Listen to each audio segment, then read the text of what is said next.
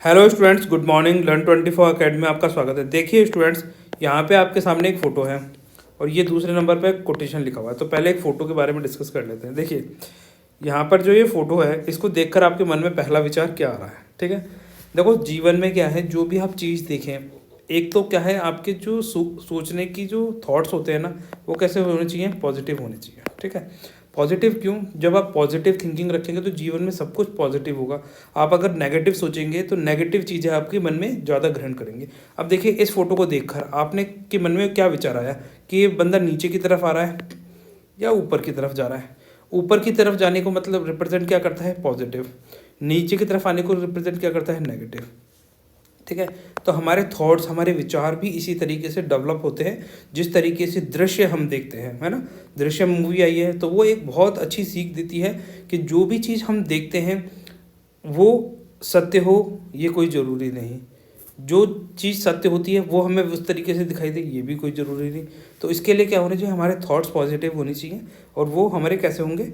आ जाइए, कैसे होंगे? वो हमारे पॉजिटिव थिंकिंग के साथ होंगे। अब यहाँ पे देख लीजिए आपने क्या सोचा, और इसके बारे में आप कमेंट सेक्शन में लिख के बताइए कि इस बंदे को देखने के बाद में आपके मन में पहला विचार क्या आया। ओके, तो चलिए स्टार्ट करते हैं। ये देखिए आपके सामने लिखा हुआ है, मुश्किलों में भाग जाना आसान होता है, हर पहलू ज़िंदगी का इम्तहान होता है, डरने वाले को मिलता नहीं कुछ ज़िंदगी में, लड़ने वालों के कदमों में जहान होता है। तो कभी भी आपको फियर, ठीक है, कभी भी डरना नहीं है। फियर मतलब डरना नहीं है किसी भी चीज़ से, कैसी भी परिस्थिति हो, कैसे भी सिचुएशन आपके सामने आए जीवन में। देखिए आप आज से हमेशा ये ध्यान रखिए, भले ही आज तक आपको कोई चीज़ परेशान नहीं करी हो, है ना, ऐसा हो नहीं सकता कि नहीं करी होगी कभी। जैसे स्कूल लाइफ में होंगे तो आपके जैसे आपको पता होगा 50 नंबर आ रहे हैं, 50 से 70 से 50 के बीच में आ रहे हैं, परंतु आप सोच चाहते हैं कि 90+ आए तभी घर वाले खुश होंगे, और आपके 50-70 आ रहे हैं तो आप बहुत ज़्यादा प्रे कर रहे हैं एग्ज़ाम रिजल्ट से पहले कि भाई क्या करें क्या करें। कभी कभी बहुत फियर हो जाता है कि अब तो घर वाले मारेंगे पीटेंगे, 90 नहीं आएंगे, 60 ही आ रहे हैं, 50 आ रहे हैं, फेल हो रहे हैं एक सब्जेक्ट में, है ना। और उसके बाद में वो 1-2 दिन तक चलता है वो फियर वाला सीन, ठीक है, 1-2 हफ्ते चल सकता है, 1 से 2 वीक जब रिजल्ट आता है ना। फिर उसके बाद में सब चीज़ नॉर्मल, सारी चीज़ें ट्रैक पर, घर वाले भी डांट डूट के चुप हो जाते हैं। तो क्या होता है जीवन में इसी तरीके से हमें क्या है, कभी भी हमारे सामने सिचुएशंस आए तो उसके सामने गिव अप नहीं करना है। सबसे पहली बात, गिव अप जैसे मान लीजिए कि अब मुझसे नहीं हो रहा और बस, जैसे कई लोग होते हैं, कई बच्चे होते हैं सुसाइड के बारे में सोचते हैं, तो वो ज़िंदगी में कभी नहीं सोचना, वो निकम्मे नाकारा बच्चे होते हैं और ऐसा ज़िंदगी में आपको कभी नहीं बनना है। ठीक है, अगर आपके आसपास में आपको ऐसे लोग मिले कि जिनकी थॉट्स कुछ इस तरीके के हों कि वो फेलियर को बर्दाश्त ही नहीं कर सकते, तो भाई उन लोगों को भी आप मोटिवेट करें। आप देखो जो भी सीखें ना, अगर आपको 1% भी यहाँ पर हमारे लेक्चर से कुछ सीखते हैं तो ये आपका फ़र्ज़ बनता है कि आप वो सोसाइटी में आगे उसको कैरी फॉरवर्ड करें, जिससे और लोग भी उन चीज़ों को सीख कर उनसे अपने जब भविष्य में अपने जीवन में कुछ पॉजिटिविटी लेकर आएँ, नेगेटिविटी से दूर जाएँ। ठीक है, तो हमें क्या करना है, जब भी कोई आपके सामने फियर, एंगर, सिचुएशन इस तरह की कोई भी आए तो उन चीज़ों से आपको बचना है। अब जैसे मान लीजिए आप हैं, ठीक है, और ये आपका दोस्त है। अब देखिए ये आपकी हाइट, पर्सनैलिटी, ये आपके दोस्त की, तो इसका मतलब ये नहीं है कि भाई आप इसको मारा पीटी करने लग जाएं इसके साथ में। आपको क्या करना है? संघर्ष। देखो यहाँ पे लिखा हुआ है ना, लड़ने वालों के कदमों में जहान होता है। तो आपको ऐसी वाली लड़ाई नहीं लड़नी है भाई, अपने दोस्तों की, अपने आस पड़ोसों की पिटाई नहीं करनी है। आपको किससे लड़ना है? अपनी मुसीबतों से, अपनी सिचुएशन से। इस तरह की सिचुएशंस कि वो आपको बहुत ज़्यादा डिप्रेस फील करा रही हैं, डिप्रेशन से, ठीक है। इन सब चीज़ों से आपको लड़ना है और अपने जीवन में एक पॉजिटिव थॉट के साथ में आगे बढ़ना है। आ जाइए, चलिए चलते हैं नेक्स्ट। अब देखिए स्टूडेंट्स, समान पात्रता परीक्षा CET, ठीक है, कॉमन एलिजिबिलिटी टेस्ट परीक्षा की स्कीम, ये आप सबको पता ही है कि हम डिस्कस कर रहे हैं। आपके प्रश्न कितने आएंगे? 150-300 नंबर का पेपर होगा, 3 घंटे का पेपर होगा। 1/3 क्या है? नेगेटिव मार्किंग है। ये आपको अच्छे से ध्यान रखना है। हम पढ़ रहे थे कंप्यूटर का ज्ञान, साथ में हमारे चैनल पे समसामयिक घटनाएं आपको पढ़ाई जा रही हैं, है ना। इसके अलावा जो राजस्थान का भूगोल है, इसका मैराथन क्लास चल रही है। तो ये सब क्या है, और इसके अलावा भी काफ़ी लेक्चर्स हैं आपके एग्ज़ाम से पहले, आपको रिवीजन करा दिया जाएगा, है ना, बहुत सारी चीज़ों का।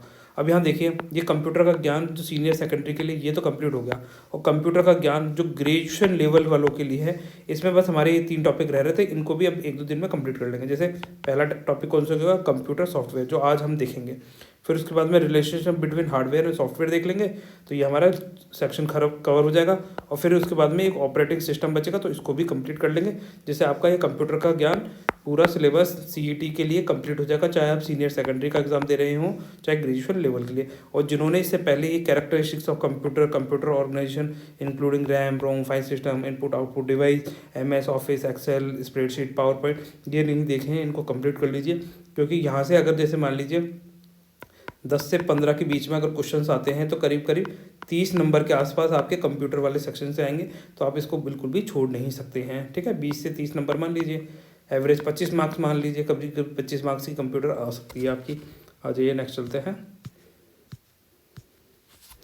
अब देखिए कंप्यूटर सॉफ्टवेयर, ये आज हम देखने जा रहे हैं। अब देखो कंप्यूटर सॉफ्टवेयर होते क्या है भाई। देखो आपने कभी भी कंप्यूटर को स्टार्ट किया होगा, ठीक है, आपके सामने कंप्यूटर हो गया। अब ये हो गया आपके सामने, ठीक है, इसको क्या बोलते हैं, मॉनिटर, और इसको क्या बोलते हैं, कीबोर्ड, और इसको क्या बोलते हैं, CPU।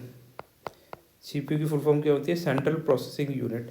कई बार एग्जाम में पूछी गई है, बहुत सारे बच्चे हैं जो नए आते हैं उनको नहीं पता होता, इसलिए पूरी बता रहा हूँ, है ना। कई बार सोचते हैं कि क्या चीज़ है। अब ये कीबोर्ड है, कीबोर्ड से आपने कुछ लिखा टाइप करा, या फिर इसमें पेन ड्राइव लगा के इसके अंदर, है ना, किसके अंदर, CPU के अंदर। CPU के अंदर होती है एक मदरबोर्ड, सब जानते होंगे, मदरबोर्ड होती है इसके अंदर, है ना। इस पर लगा होता है फैन रैम चिपसेट लगी होती है, बहुत सारी चीज़ें। अब क्या होता है, ये तो अपना पूरा हो गया हार्डवेयर, ठीक है। अब ये जो हार्डवेयर हो गया, अब जैसे मान लीजिए आप इसे ऑन करेंगे, बिजली से पावर देंगे, तो ये ऑन ही नहीं होगा। क्यों? क्योंकि इसके अंदर आपने सॉफ्टवेयर नहीं डाला। कौन सा सॉफ्टवेयर नहीं डाला, ऑपरेटिंग सिस्टम नहीं डाला।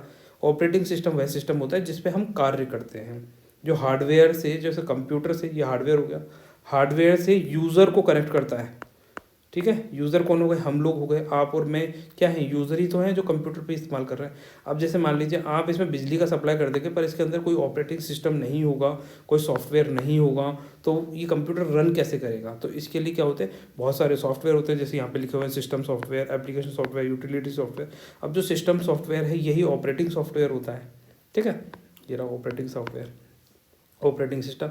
जब इस आपने इस CPU के अंदर, इस मदरबोर्ड पे जो इसकी चिपसेट लगी हुई है उसके अंदर क्या करा, जैसे चिपसेट कौन सी है अपने, इसके अंदर एक तो होती है हार्ड डिस्क, ठीक है, और एक होती है रैम। रैम क्या होती है, रैम तो वॉलेटाइल मेमोरी होती है, और हार्ड डिस्क क्या होती है, नॉन वॉलेटाइल होती है, ठीक है। यहाँ से क्वेश्चन एग्जाम पूछे जाते हैं। अब जो हार्ड डिस्क के अंदर बहुत सारे पार्टीशंस करके, अपन जैसे C drive, D drive, E drive, F drive, इनके पार्टीशंस क्यों करते हैं, इनके पार्टीशंस इसलिए किए जाते हैं जिससे क्या होता है, आप एक्सेस बहुत फास्टली कर सकें। जैसे मान लीजिए पूरी एक CD है, पूरी एक ये हार्ड डिस्क है। अब हार्ड डिस्क में आप कौन सी लोकेशन पे सेव कर रहे हैं, अगर आपने सर्च डाला तो उस पूरी हार्ड डिस्क को पढ़ने लगेगा, और आप C ड्राइव में जाके डायरेक्ट सर्च मारेंगे तो C ड्राइव में ढूंढ के 2 सेकंड में दे देगा। तो क्या होता है, बाइफिकेशन करने से एक्सेस ईजी हो जाता है ना। अब जैसे C ड्राइव है, C ड्राइव के अंदर क्या करा आपने, इसके अंदर माइक्रोसॉफ्ट का क्या करा, विंडोज़ डाल दिया। माइक्रोसॉफ्ट का ही तो विंडोज़ ऑपरेटिंग सिस्टम है, ठीक है, ऑपरेटिंग सॉफ्टवेयर एक तरीके से। इस पर अपन जब रन करते हैं तो वो अलग है। अब iOS का आता है, ठीक है, iOS किसका है, एप्पल का है, एप्पल का डालेंगे तो वो अलग तरीके से चलेगा, ठीक। अब जैसे मोबाइल फ़ोन होते हैं, मोबाइल फ़ोनों में भी अलग अलग होते हैं। एंड्रॉयड फ़ोन के लिए एंड्रॉयड वाला डाल रहा है, ठीक है, और iOS के अंदर एप्पल, ठीक है। और ब्लैकबेरी आता था, ब्लैकबेरी अपना खुद का अलग यूज़ करता था। तो इस तरीके से क्या होगा, ये अपने खुद के ऑपरेटिंग सॉफ्टवेयर्स हो गए, जिस पर क्या है अपन एप्लीकेशंस इंस्टॉल करते हैं और उन एप्लीकेशन से काम करते हैं, ठीक है। इतनी चीज़ें अगर आपको समझ में आई हैं तो यस लिखिए कमेंट सेक्शन में, मैं इसको क्लियर करता हूँ। अब देखिए स्टूडेंट्स, कंप्यूटर सॉफ्टवेयर क्या होते हैं। देखिए कंप्यूटर के वे सूक्ष्म भाग जिन्हें हम ना तो देख सकते हैं और ना ही छू सकते हैं, ठीक है। एक्चुअली के हार्डवेयर क्या होते हैं, जिन्हें टच एंड फील किया जा सकता है। सॉफ्टवेयर क्या होते हैं, जिसको टच भी नहीं किया जा सकता और फील भी नहीं किया जा सकता, केवल इन पर कार्य किया जा सकता है, कंप्यूटर सॉफ्टवेयर कहलाते हैं। दूसरे शब्दों में कहा जा सकता है कि कंप्यूटर में प्रोग्राम का समूह जिन पर यूज़र कार्य करता है सॉफ्टवेयर कहलाते हैं। अभी 2 मिनट पहले ही अपन ने इस पर डिस्कस किया था कि जो हार्डवेयर एंड यूज़र के बीच में रिलेशनशिप मेंटेन करता है वो क्या हो गए, सॉफ्टवेयर्स हो गए, कंप्यूटर सॉफ्टवेयर। अब देखिए कितने प्रकार के होते हैं, 3। पहला सिस्टम सॉफ्टवेयर, दूसरा एप्लीकेशन सॉफ्टवेयर और यूटिलिटी सॉफ्टवेयर। आपके एग्जाम में बहुत ज़्यादा डेप्थ में क्वेश्चन नहीं आएंगे, पर हम थोड़ा सा डेप्थ में लेके चलेंगे जिससे आपका एग्जाम में एक भी क्वेश्चन गलत ना हो। अब देखिए टाइप्स ऑफ सिस्टम सॉफ्टवेयर की बात कर रहा हूँ। ये सिस्टम सॉफ्टवेयर होगा पहले नंबर का। अब इसमें आप देखिए डिवाइस, जो अपन ने अभी थोड़ी देर पहले बात करी थी, जो अपने मोबाइल फ़ोन, लैपटॉप, कंप्यूटर, इसके अंदर जो सॉफ्टवेयर इंस्टॉल करते हैं, जिसके ऊपर हम क्या करेंगे, बाद में एप्लीकेशन सॉफ्टवेयर को इंस्टॉल करके उस पर काम करते हैं। जैसे मान लीजिए आपको टेकन खेलना है, ठीक है, या टेम्पल रन, कितने बच्चे जानते हैं टेम्पल रन गेम के बारे में, या फिर यूट्यूब भी तो एप्लीकेशन सॉफ्टवेयर एक। तो ये एप्लीकेशन सॉफ्टवेयर कहाँ पर है, सिस्टम सॉफ्टवेयर के ऊपर इंस्टॉल की जाती है। तो ये सारे इसे डिवाइस सॉफ्टवेयर बोल दीजिए, सिस्टम सॉफ्टवेयर बोल दीजिए, ठीक है। ऑपरेटिंग सिस्टम जो कंप्यूटर में अपन डालते हैं, जैसे विंडोज़, iOS, ठीक। यूटिलिटीज़ मतलब जिस पे हम काम करेंगे, है ना। प्रोग्रामिंग लॉन्च ट्रांसलेटर्स हो गए। BIOS से पहले आपको फर्मवेयर पता होना चाहिए। फर्मवेयर क्या होता है, मैं एक बार इसको क्लियर कर देता हूँ जिससे आप समझ सकें। फर्मवेयर का काम क्या होता है, फर्मवेयर का काम होता है जो हमारा हार्डवेयर होता है। जैसे अपन ने ये कंप्यूटर बनाया था, ठीक है, अब ये हार्डवेयर हो गया।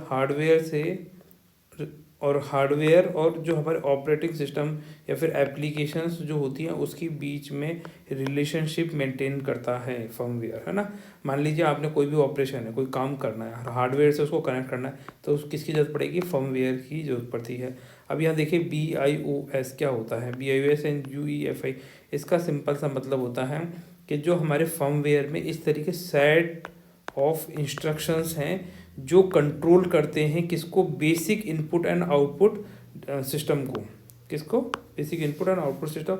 BIOS की फुल फॉर्म क्या हो गई, basic input and output system, ठीक है। ये पूछा जा सकता है आपसे, फुल फॉर्म पूछी जा सकती है, और ये आपको ध्यान रखना है ना। अब आ जाइए देखते हैं यहाँ पर। अब देखिए सिस्टम सॉफ्टवेयर। सिस्टम सॉफ्टवेयर क्या होते हैं, एक या एक से अधिक प्रोग्रामों का समूह, ठीक है। या तो एक प्रोग्राम हो सकता है, जैसे ऑपरेटिंग सिस्टम हो गया हमारा, विंडोज़ हो गया, ठीक है। विंडोज़ क्या हो गया, प्रोग्राम ही तो हो गया। अब विंडोज़ में क्या बहुत सारे प्रोग्राम्स होते हैं, लैंग्वेज के अलग हो गया, असेंबली लैंग्वेज से अलग हो गया, ठीक है, कैलकुलेशंस का अलग हो गया। तो ये क्या है, एक या एक से अधिक प्रोग्रामों का समूह जो कंप्यूटर चलाने या उसे ऑपरेट करने में सहायक होता है, सिस्टम सॉफ्टवेयर कहलाता है। जैसे कि ऑपरेटिंग सिस्टम हो गया, भाषा अनुवादक हो गया, इंग्लिश में बोलेंगे तो लैंग्वेज ट्रांसलेटर हो गया। बताइए नेक्स्ट। अब देखिए students, application software. Application software क्या होते हैं, जैसे मान लीजिए आपको मोबाइल फ़ोन है, ठीक है। अब इसके अंदर देखो दो तरीके से डिवाइड होंगे। ये जो एप्लीकेशन सॉफ्टवेयर है इनको दो भागों में बांट सकते हैं। एक तो होते हैं प्री इंस्टॉल, ठीक है, और एक होते हैं जिन्हें आप बाद में लेटर इंस्टॉल करते हैं। लेटर इंस्टॉल मतलब आप बाद में खुद से इंस्टॉल करते हैं। बाद में, लेटर का मतलब बाद में, ठीक है। प्री मतलब पहले से इंस्टॉल होके जो आते हैं, और बाद में जैसे मान लीजिए प्री इंस्टॉल वाले एप्लीकेशंस कौन कौन सी हो गई, जैसे यूट्यूब हो गया, ठीक है। पहले शुरुआत में क्या था, यूट्यूब पहले प्री इंस्टॉल होके नहीं आता था, ठीक, क्योंकि यूट्यूब का इतना ज़्यादा चलन नहीं था। बहुत पहले की बात है, मतलब 2010 से पहले की बात कर लीजिए, उससे पहले इंस्टॉल होके नहीं आता था। अगर आपको ज़रूरत है तो आप अपने हिसाब से इसको इंस्टॉल कर लेंगे।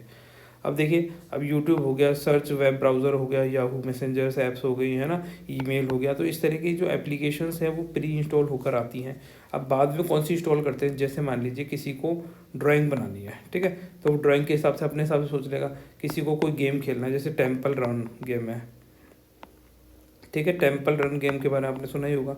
इस गेम को डाउनलोड करना है किसी को, तो वो इसको डाउनलोड करके अपने हिसाब से, किसी को गेम खेलने का शौक है तो गेम खेल लेगा, किसी को फोटोग्राफी का शौक है तो फोटोग्राफी से रिलेटेड एप्लीकेशन डाउनलोड कर लेगा, किसी को मान लीजिए बाइक चलाने का शौक है, ठीक है, बाइक, मोटरसाइकिल, कार रेसिंग, इस तरीके एप्लीकेशन चाहिए गेम से रिलेटेड, वो डाल लीजिए।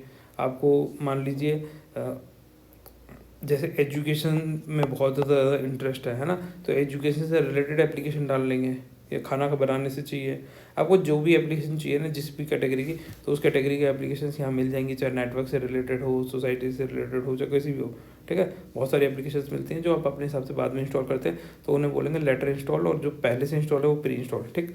अब यहाँ देखिए एप्लीकेशन सॉफ्टवेयर कौन से होते हैं। एप्लीकेशन का मतलब है जिस पे आप कार्य करेंगे, सिंपल सा मतलब एप्लीकेशन, अप्लाई करना, बोलते हैं ना, अप्लाई करो इसे अपनी ज़िंदगी में, अगर आपको सक्सेसफुल बनना है तो अप्लाई करो। तो वही एप्लीकेशन, अप्लाई से एप्लीकेशन निकला है कि आप एप्लीकेशन मतलब आपको इन चीज़ों की ज़रूरत है, ठीक है। ऐसे सॉफ्टवेयर जिसकी आपको ज़रूरत है अपने किसी कार्य की पूर्ति के लिए।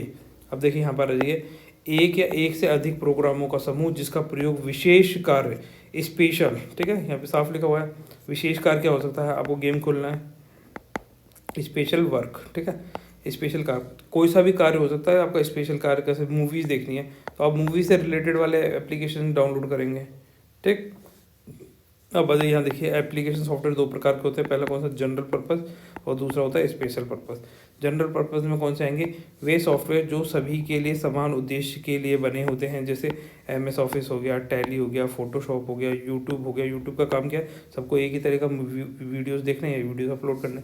अब स्पेशल पर्पस, वे सॉफ्टवेयर जो किसी विशेष उद्देश्य हेतु संस्था कंपनी के लिए बनाए जाते हैं, जैसे कि स्कूल मैनेजमेंट, बैंकिंग, पेरोल, ये कौन से हो गए, स्पेशल पर्पस हो गए। ठीक है, स्पेशल पर्पस आपको याद रखना है क्योंकि यहाँ से क्वेश्चन पूछा जा सकता है कि इनमें से कौन सा स्पेशल सॉफ्टवेयर है। स्पेशल पर्पस यानी मतलब बैंकिंग, मतलब आप अपने, आपका खुद का स्पेशल कार्ड नहीं हो सकता, किसी इंस्टीट्यूट का होगा, किसी जो मतलब जिस चीज़ में कोई वैल्यू होगी, जैसे ये स्कूल है, मैनेजमेंट है, बैंकिंग है, तो ये अपने अपने बड़े बड़े इंस्टीट्यूशंस हैं, तो इनके अपने स्पेशल कार्य हैं और उनके लिए जो सॉफ्टवेयर बनाए जाते हैं वो स्पेशल पर्पस होता है। अब जैसे मान लो एरोप्लेन लिखा होता है या रेलवे लिखा होता है या बैंकिंग तो लिखा हुआ है, तो ये क्या होगा, स्पेशल पर्पस हो गया ना। तो आपको ये थोड़ा सा सोचना है अगर वहाँ पर क्वेश्चन घुमा फिरा के पूछ लिया जाए तो। अब देखिए students, utility software, utility software को ऐसे समझिए जैसे ये हो गई आपकी प्लेट, इसमें हो गई ये आपकी 2 कटोरियाँ, ठीक है, ये हो गई आपकी 1 चम्मच, और ये और क्या बना है, ठीक है, इतने चीज़ों से आ जाएगा समझ में, ठीक है। अब देखिए ये हो गया आपका सामान, है ना। अब ये सामान किस लिए रखा है अपने पास में, अपना मेन पर्पस क्या है, अपना मेन पर्पस है फूड, ठीक है, स्वादिष्ट खाना, ठीक है। अपन को क्या है, भूख लग रही है तो अपन इन सामानों को थोड़ी खाएंगे, अपन को क्या खाना है, खाना खाना है। और खाना खाने के लिए अपन क्या करते हैं, बर्तनों का इस्तेमाल करते हैं।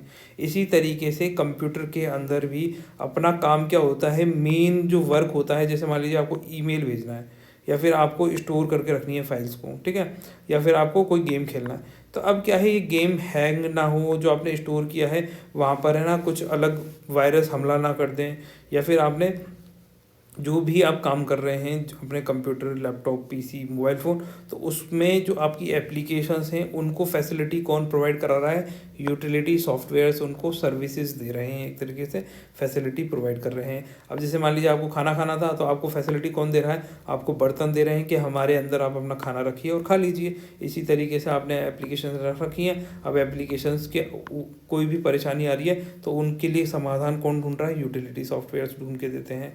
जैसे कि मान लीजिए आपके कंप्यूटर में वायरस ने हमला कर दिया, तो उसके लिए हमने क्या है, अवस्ट, नॉर्टन, मैकेफी, इस तरीके एंटीवायरस हमने कंप्यूटर में पहले से ही डाल दिया। अगर वायरस हमला करेगा तो ये उससे बचा लेंगे, ठीक है। तो ये क्या कर रहे हैं, हमें सर्विसेज प्रोवाइड कर रहे हैं इस तरीके। अब ये देखिए यूटिलिटी का मतलब क्या है, वे प्रोग्राम समूह सॉफ्टवेयर जिनका प्रयोग कंप्यूटर के रख रखाव या मरम्मत करने के लिए किया जाता है ना। कंप्यूटर का क्या कर रख रखाव करना है या फिर हमें मरम्मत करनी है, कोई चीज़ ख़राब हो गई है, वायरस का हमला हो गया है, कोई सॉफ्टवेयर प्रॉपरली वर्क नहीं कर रहा और उसको सही करना है, तो हम क्या करेंगे, यूटिलिटी सॉफ्टवेयर का प्रयोग करते हैं। उदाहरण जैसे मान लीजिए डिस्क डीफ्रैगमेंटर्स, ठीक है, नेटवर्क मैनेजर, एंटीवायरस, मतलब बैकअप, आपको जो फाइलों का क्या करना है, बैकअप करना है। Disk cleaner, file manager, file compression, file compression का मतलब क्या होता है, फाइल को छुट्टी कर देना। जैसे मान लीजिए आपके पास 50 GB की फाइल है और आपके कंप्यूटर में स्पेस ही है 10 GB की, ठीक है, तो ये क्या इंस्टॉल हो जाएगी इसके अंदर, नहीं, इसके अंदर आएगी नहीं क्योंकि 50 तो बहुत ज़्यादा है। तो आप क्या करेंगे, इसको कंप्रेसर से, यूट्यूब ऑनलाइन कंप्रेसर फ्री मिलते हैं, 1-2 GB 5 GB इतने तक, है ना। अब जैसे डिपेंड करता है, अलग अलग पे मिलते हैं, पैसे से आप ज़्यादा वाले भी खरीद सकते हैं। अब ये कंप्रेसर है, आप इसके अंदर अपलोड कर देंगे अपनी फाइल को, ठीक। अब मान लीजिए हार्ड डिस्क के अंदर है, आपको कंप्यूटर में सेव करनी है, इसको वहाँ पे अपलोड कर देंगे, 50 GB अपलोड करके कंप्रेस कर देंगे। जैसे आपको ये चाहिए सिर्फ 2 GB के अंदर, तो आप उसको 2 GB में कंप्रेस कर लेंगे। आपको जितना, फिर क्या है, जो इसकी क्वालिटी होगी वो जब 2 GB में करेंगे तो इसकी क्वालिटी सारी गिर जाएगी, है ना। बहुत सारी चीज़ें जो इसके अंदर से निकाल देगा वो, जो जिसकी वजह से इसका जो स्टोरेज कैपेसिटी है वो ज़्यादा हो रही थी, तो वो इसको कम कर देता है, ठीक है, कंप्रेस कर देता है, इस तरीके से छोटा कर देता है। डाटा सिक्योरिटी, मेनी मोड्स हो गए। अब जैसे मान लीजिए यहाँ पर आपका एग्जांपल हो गया डिस्क डीफ्रैगमेंटर्स, ये क्या है, एग्जाम में पूछा जा सकता है, इसीलिए यहाँ पे नाम लिखा हुआ है, तो आपको ये अच्छे से पता होना चाहिए। देखो इसका सिंपल सा मतलब होता है कि ये हमारे, एक मिनट मैं क्लियर करता हूँ पहले इसको। जैसे मान लीजिए ये आपके सामने डिस्क हो गई, अब ये जो डिस्क है ये क्या है, ये एक हार्ड डिस्क है, ठीक है। हार्ड डिस्क क्यों बोला गया है, क्योंकि उसको आप टच कर सकते हैं, छू सकते हैं, देख सकते हैं, ठीक, टच करके फील कर सकते हैं। तो ये हार्ड डिस्क है आपकी। अब इसके अंदर यहाँ पर आप ये देखेंगे, ये वाली जो चीज़ है ना, ये वाली, तो ये इसमें क्या हेड होता है और वो इस पूरी डिस्क पर घूमता है, और जब ये डिस्क घूमती है तो वो इसमें डाटा स्टोर करता है, ये डाटा को इसमें से पढ़ता है घूम घूम के। ठीक है, और ये डिस्क कैसे चलती है, ऐसे इधर या तो इस साइड में मूव करेगी या उस साइड में मूव करेगी, ऐसे है ना, आगे पीछे इस तरीके से मूव करती है और पूरे डेटा को पढ़ती जाती है। अब क्या होता है, आपने कंप्यूटर में कोई मतलब कुछ स्टोर किया है, ठीक है, कोई एप्लीकेशन इंस्टॉल करी है, इंस्टॉल, तो वो क्या करेगी, एक फाइल तो इसकी यहाँ इंस्टॉल कर देगी, दूसरी यहाँ कर देगी, तीसरी यहाँ कर देगी। अब जैसे इसमें जगह कम थी तो एक यहाँ कर दी और एक यहाँ कर दी। जब आप इसे पढ़ेंगे, ए पोजीशन पे कर दी और एक बी पोजीशन लोकेशन पे कर दी, तो इसका क्या होगा, हार्ड हेड को ए पे आना पड़ेगा, फिर वापस बी पे जाना पड़ेगा, फिर वापस यहाँ आके पढ़ना पड़ेगा। तो उससे क्या होता है, बहुत ज़्यादा परेशानी फील करता है। डिस्क डी फ्रेगमेंटर क्या करता है, जो भी आपने एप्लीकेशंस इंस्टॉल करी है उसको आसपास की लोकेशंस पे ही इंस्टॉल कर देता है, जिससे समय की बचत होती है और वो उसको आसानी से पढ़ सके। आ जाइए इसके बारे में यहाँ पढ़ लेते हैं, जिससे आपको और डिटेल में समझ में आ जाएगा। अब पढ़िए, डिस्क डी फ्रेगमेंटर कंप्यूटर की हार्ड डिस्क पर जब कोई सूचना स्टोर की जाती है तो वह एक निश्चित लोकेशन पर स्टोर हो जाती है। जैसे निश्चित लोकेशन मैंने बना दी यहाँ पर, ठीक है, यहाँ पर स्टोर हो गई। अथवा नई सूचना स्टोर करने पर या सूचना को अपडेट करने के लिए और अधिक जगह की आवश्यकता पड़ती है। यह आवश्यक नहीं है कि उस सूचना को संग्रहित करने के लिए निकटतम लोकेशन ही मिले। अब जैसे मान लीजिए यहाँ पर आपने करी थी, अब आपकी निकटतम लोकेशन क्या होती है, यहाँ होती है, परंतु कंप्यूटर क्या कर रहा है, यहाँ पर इस जगह दूर, बहुत दूर जाके इसको इंस्टॉल कर रहा है। तो अब ये जब हेड, ये डिस्क घूमकर यहाँ आएगी तो एक बार तो इसे यहाँ आना पड़ेगा, फिर एक बार वहाँ जाना पड़ेगा इसको पढ़ने के लिए। तो उसमें क्या होगा, टाइम लगेगा। अगर ये पास पास होगी तो ये तुरंत उसको पढ़ लेगा। अब ये देखिए यहाँ पर, इस कारण एक सूचना हार्ड डिस्क के विभिन्न क्लस्टर, ट्रैक्स या सेक्शन, ठीक है, यार बहुत ज़्यादा बंद हो जाता है, क्लस्टर में स्टोर हो जाती है। इसे फ्रेगमेंटेशन कहा जाता है। अलग अलग जगह पर फ्रेगमेंट हो गई लोकेशन, है ना, मतलब स्टोर, जो अपने डाटा को स्टोर करना था वो फ्रेगमेंट मतलब बट गई, डिवाइड हो जाना, फ्रेगमेंट हो जाना, बट जाना, ठीक है। सूचना के फ्रेगमेंट अलग अलग स्थान पर स्टोर होने के कारण जब सूचना पढ़ने के लिए ओपन की जाती है तो हेड को सूचना पढ़ने के लिए अलग अलग लोकेशन पर बार बार जाना पड़ता है, जो अभी आपको यहाँ पे बताया था, ठीक है। इस कारण मेमोरी की गति में कमी आ जाती है। तो मेमोरी जो होती है, ठीक है, उसकी स्पीड जो होती है उसमें क्या होता है, रिडक्शन आ जाता है, कमी हो जाती है। अब डिस्क डी फ्रेगमेंटर ऐसा प्रोग्राम है जो विभिन्न फ्रेगमेंट्सों को पुनः रीअरेंज, व्यवस्थित करता है। अब जो अपनी इन्फॉर्मेशन अलग अलग लोकेशन में सेव हुई थी तो उसको क्या करेगा, एक के बाद एक आसपास में लोकेशन पे सेव कर देगा, जिससे क्या होगा, सूचना निकटतम स्थान पर व्यवस्थित हो जाती है। इस कारण डिस्क की गति क्या हो जाती है, वापस से बढ़ जाती है, क्योंकि क्या है, जब ये इसको पढ़ेगा, अब मैं एक बार इसको पूरा क्लियर करके बताता हूँ। अब ये हेड हो गया, ठीक है, अब ये क्या होगा, लोकेशन इस लोकेशन पर यहाँ है, तो इसको आप आसानी से पढ़ लेगा ना, क्योंकि हेड तो ऐसे मूव करता है डिस्क पर, कोई ये थोड़ी है पूरी डिस्क पे घूमता रहेगा, ये तो आगे पीछे बस यहीं होता रहेगा, है ना। अब जब ये घूम के यहाँ आएगी, फिर उसके बाद यहाँ जाएगी, तो ये एक साथ पढ़ लेगा इस लोकेशन को। तो इससे क्या होगा, स्पीड आपकी क्या हो जाएगी, बढ़ जाएगी पढ़ने की। आ जाइए, आई थिंक ये आपको समझ में आ गया होगा। अब देखिए स्टूडेंट, जाने से पहले कर लेते हैं कुछ क्वेश्चन आंसर। और ये क्वेश्चन आंसर क्या है, इनके आंसर्स आपको कमेंट सेक्शन में लिखने हैं और इनके आंसर्स मैं आपको नेक्स्ट लेक्चर में बता दूंगा। अगर आप कमेंट करेंगे तभी नेक्स्ट लेक्चर में बताऊंगा, अगर आप कमेंट नहीं करेंगे तो फिर उसमें बताने का कोई फ़ायदा नहीं होता है, क्योंकि आप सीरियस तो लेते नहीं हैं, ठीक है। तो पहला क्वेश्चन है, मैं लिख देता हूँ यहाँ पर, माइक्रोसॉफ्ट वर्ड, ठीक है, MS कर देता हूँ माइक्रोसॉफ्ट का, और यहाँ कर देता हूँ वर्ड के अंदर, ठीक है, जो फ़ॉन्ट साइज होता है, ठीक है, तो इसमें मिनिमम एंड मैक्सिमम कितना हो सकता है। देखो यहाँ से क्वेश्चन पूछा जा सकता है, इसलिए मैंने, और इसके ऑप्शन हो जाएंगे A 1 to 1638, B 1 to 15,000, C 1 to 1738, और फोर्थ 1 से लेके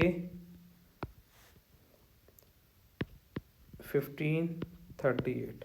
तो ये 4 ऑप्शन है आपके लिए कि MS वर्ड के अंदर जो फ़ॉन्ट साइज़ होता है वो मिनिमम और मैक्सिमम कितना हो सकता है। ठीक है, तो ये इसका आंसर आपको कमेंट सेक्शन में लिखना है। दूसरा क्वेश्चन यही बना देता हूँ, शॉर्टकट, इन सब के शॉर्टकट बताना है। काले पेन से कर देता हूँ।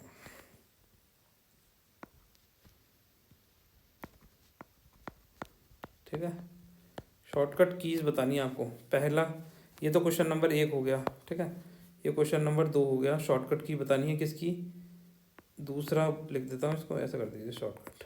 ठीक है, शॉर्टकट ही कीज़ बतानी है, ये क्वेश्चन ही है। पहला शॉर्टकट की किसका पूछा, जस्टिफाई। ठीक है, जस्टिफाई की शॉर्टकट। दूसरा, फुट नोट्स की शॉर्टकट की बतानी है। तीसरा, आपको बतानी है एंड नोट्स की। देखो बच्चों, यहीं से क्वेश्चन आएगा। अगर आप इन सब के आंसर लिखेंगे तो आप एग्ज़ाम में कॉन्फिडेंस फील करेंगे।